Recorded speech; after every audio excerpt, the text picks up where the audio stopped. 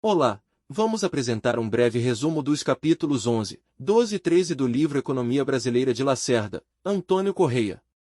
Capítulo 11. A década de 1980 no Brasil, muitas vezes referida como década perdida, foi uma época de profundos desafios econômicos e transformações políticas. Dívida externa e crise internacional. Devido a juros baixos globais anteriormente, o Brasil acumulou uma enorme dívida externa.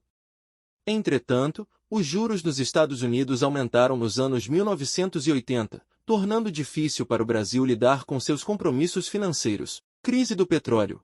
O preço do petróleo sofreu choques que encareceram as importações brasileiras, tensionando ainda mais a economia. Inflação e inércia inflacionária. O Brasil enfrentava uma inflação crescente, que foi exacerbada pela indexação da economia, ajustes automáticos de salários e contratos com base na inflação. Este sistema perpetuou e, eventualmente, levou à hiperinflação no final da década. Tentativas de estabilização. Sarney tentou enfrentar a inflação por meio de choques heterodoxos, que buscavam desindexar a economia. Entretanto, esses esforços tiveram sucesso limitado. Em 1986, o Plano Cruzado foi lançado como uma resposta à chamada inflação inercial. Recuperação em 1984. Influenciado pela recuperação da economia norte-americana, o Brasil começou a ver um ressurgimento do crescimento, principalmente impulsionado pelas exportações. Com o aumento nas exportações, a economia brasileira, mesmo com suas adversidades internas, conseguiu expandir suas exportações, contribuindo significativamente para a recuperação econômica. Crescimento da renda agrícola. Uma combinação de aumento na produção e nos preços dos produtos agrícolas levou a um aumento significativo da renda agrícola, que, por sua vez, impulsionou a demanda por insumos e maquinário. Expansão da indústria. A indústria, em particular a extrativa mineral, viu um crescimento significativo, com a produção de petróleo aumentando notavelmente. Em essência, os anos 1980 no Brasil foram marcados por desafios financeiros, políticas econômicas complexas, transformações políticas e uma busca contínua por estabilidade e crescimento. Capítulo 12. Anos 1980. Crise, dívida e inflação no Brasil. Origens da crise da dívida nos anos 1980. O Brasil, ao se integrar à economia global, sofreu um grande endividamento nos anos 1970, especialmente durante o milagre econômico, com um rápido aumento na dívida após 1969. Desequilíbrio externo e interno. O aumento da dívida externa levou a desequilíbrios nas contas internas do Brasil, provocando uma crise fiscal do Estado. A dívida externa foi amplamente estatizada, com o setor público assumindo uma grande parcela, enquanto a dívida interna cresceu como uma forma de gerenciar a liquidez. Impacto da inflação e especulação financeira.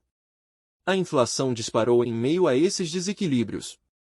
O sistema financeiro, oligopolizado, especulou com a inflação. A correção monetária, originalmente uma ferramenta para lidar com a inflação, tornou-se uma força motriz que alimentava ainda mais a inflação. Grandes empresas se beneficiaram da especulação, enquanto trabalhadores e pequenas empresas enfrentaram as consequências negativas.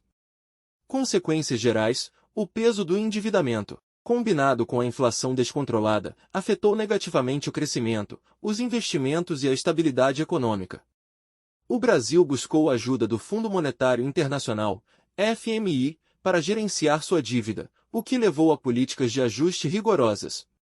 O setor financeiro tornou-se desproporcionalmente grande em relação ao PIB do Brasil, concentrando ainda mais a renda e poder.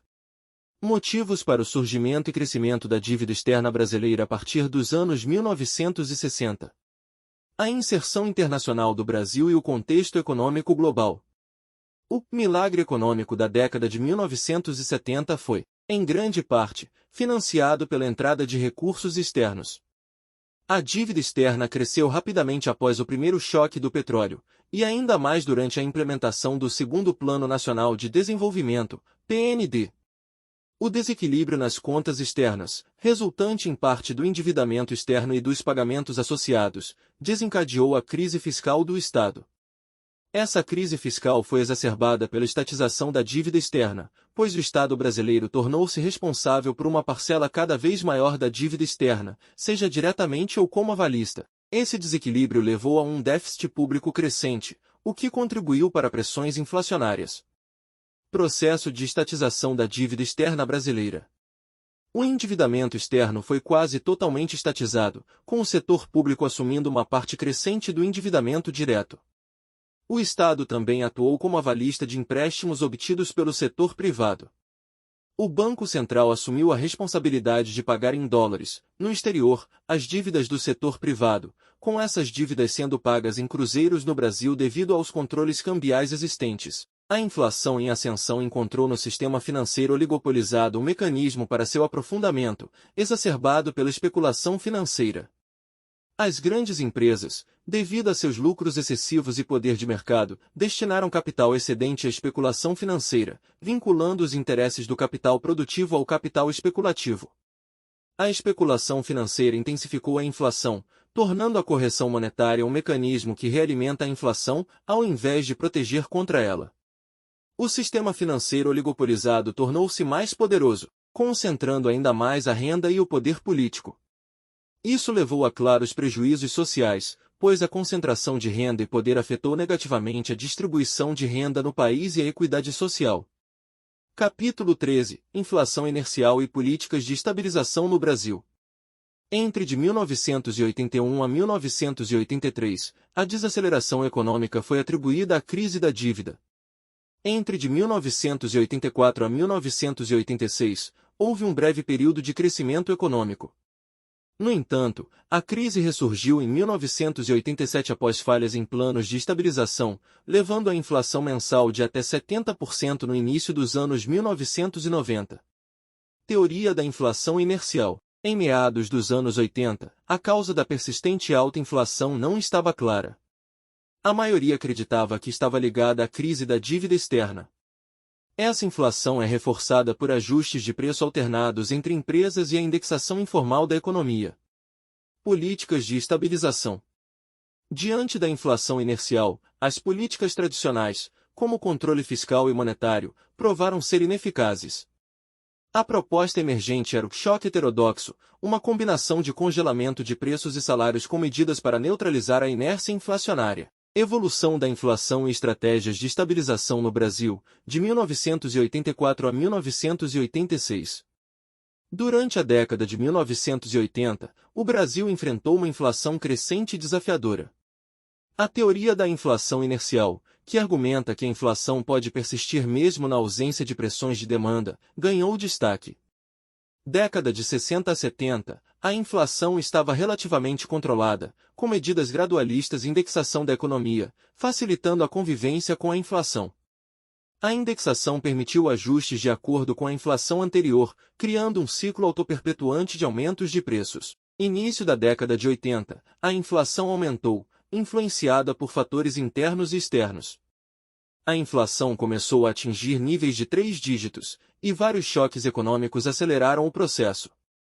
Governo Sarney, 1985. O novo governo enfrentou um ambiente econômico desafiador. Havia uma tensão entre abordagens ortodoxas, focadas em contração da demanda, e heterodoxas, focadas no aspecto inercial da inflação.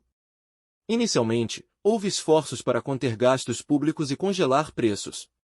No entanto, a inflação continuou subindo. Plano Cruzado, 1986. Em resposta ao crescente problema inflacionário, o Plano Cruzado foi lançado, marcando o início de vários planos de estabilização que seriam implementados nos anos seguintes.